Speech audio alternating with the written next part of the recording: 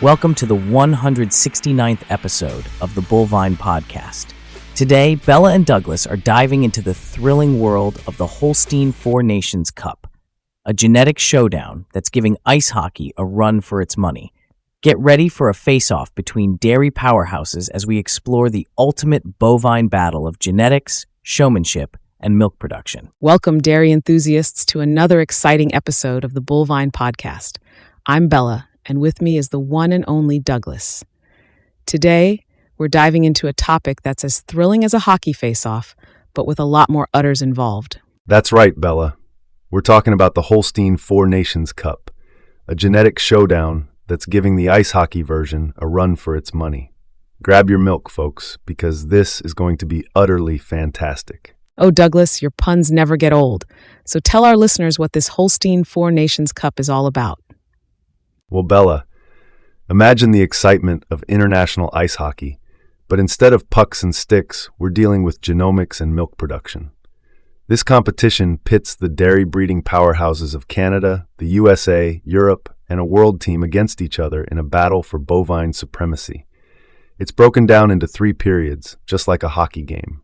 We have offense, which is all about showring performance, defense, focusing on genetic indexes, and goaltending, which measures actual milk production. Wow, that's quite the lineup. Let's start with the offense. What are we looking at here? In the offense category, we're talking about conformation traits, udder quality, feet and legs, dairy strength, and overall appearance. It's like the pageant portion of our bovine Olympics. The USA is fielding some impressive contenders. We've got Lambda, Gold Chip, and Diamondback.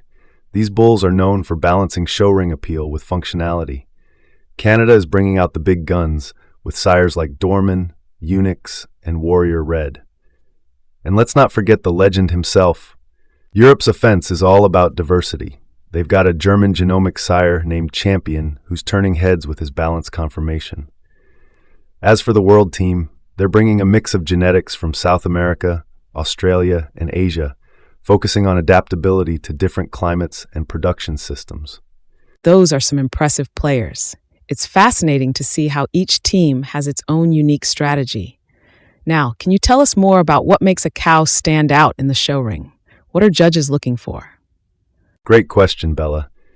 In the showring, judges are looking for the ideal dairy cow. This means a cow with a strong, angular frame that shows she can produce a lot of milk. They want to see a deep body with well-sprung ribs, which indicates good feed capacity. The udder is crucial. It should be well attached, balanced, and show good texture. Feet and legs are also important. They should be strong and well positioned to support the cow's body and allow for easy movement. But it's not just about individual parts. Judges are looking for overall balance and dairy character. A top show cow should have that wow factor. She should look feminine, clean-cut, and have that special presence in the ring. It sounds like there's a lot that goes into breeding a champion show cow. How do breeders decide which traits to focus on? That's where the art and science of breeding come together, Bella. Breeders have to balance many factors. They want cows that look great in the show ring, but they also need to be functional and productive on the farm. It's about finding that sweet spot between beauty and performance. Many breeders use a combination of traditional visual appraisal and modern genomic testing to make their breeding decisions. They'll look at a bull's proof, which shows how his daughters are likely to perform in terms of type traits and production. They'll also consider the cow family behind a bull. If he comes from a line of show winners or high producers, that's a good sign. Fascinating. Now let's move on to the defense. What are we looking at here? Defense is all about genetic indexes, things like net merit, lifetime profit index, and the European total merit index. We're talking about traits like productive life, fertility, health, and feed efficiency. The USA is leading the charge here with cutting-edge genomic evaluations. Sires like Super Sire are combining high production values with great functional type and health traits. Canada is focusing on balanced breeding with their lifetime profit index. They've got a homozygous polled sire, Remover PP, who's been dominating their LPI list. It's a great example of how polled genetics are becoming increasingly important in the industry. Europe's defense is all about consistency across diverse systems. They use something called the German Relative Breeding Value Index, or RZG, which balances production, functionality, and health traits. Their star player, Champion, has a high RZG score, showing excellent milkability, longevity, fertility, and a low cell score. The World Team is taking a unique approach by combining top indexes from various regions. It's like they're creating an all-star team from different leagues. That's a lot of information to process. Can you break down these genetic indexes a bit more for our listeners? What do they really mean for farmers? Certainly, Bella. These genetic indexes are essentially tools that help farmers predict how profitable a cow will be over her lifetime. They take into account a whole range of traits and weight them based on their economic importance.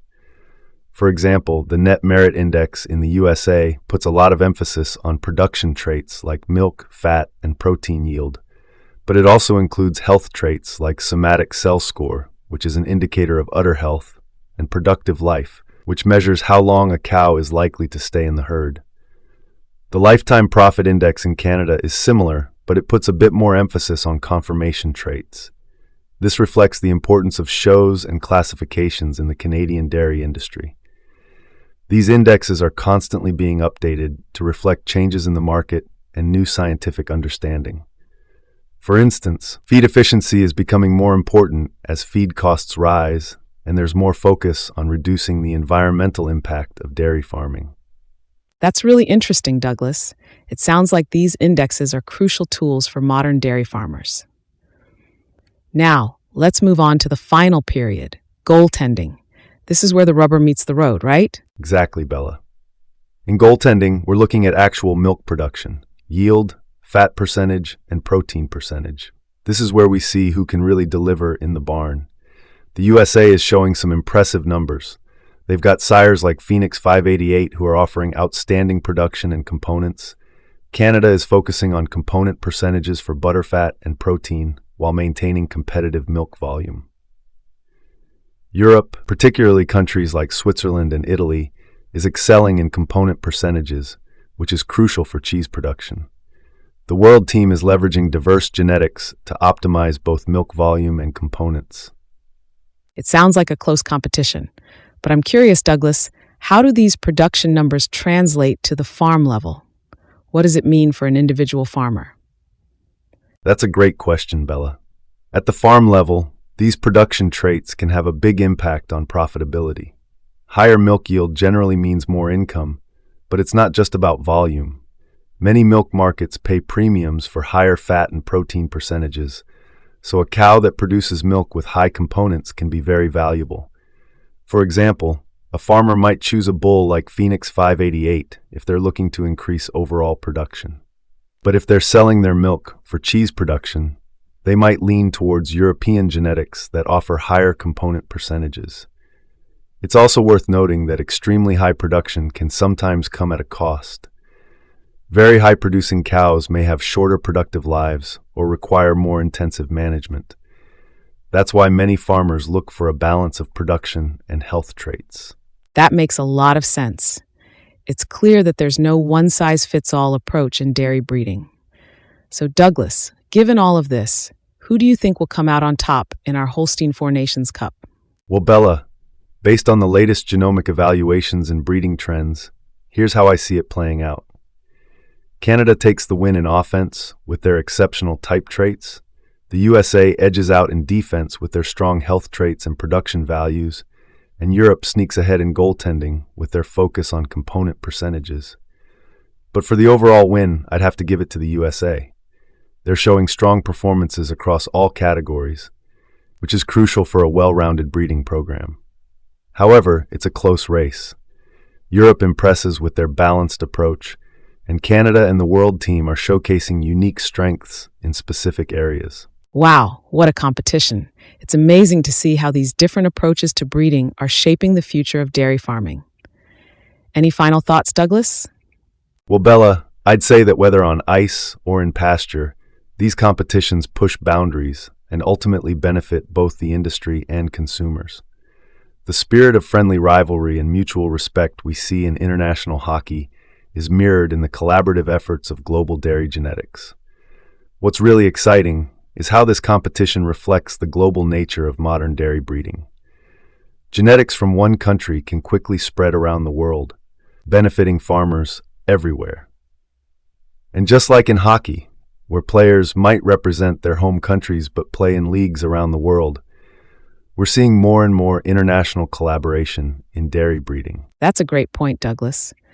It really highlights how interconnected our global dairy industry is. And to our listeners, we want to hear from you. Which team do you think would win the Holstein Four Nations Cup? How do you think their strategies compare to those of their hockey counterparts?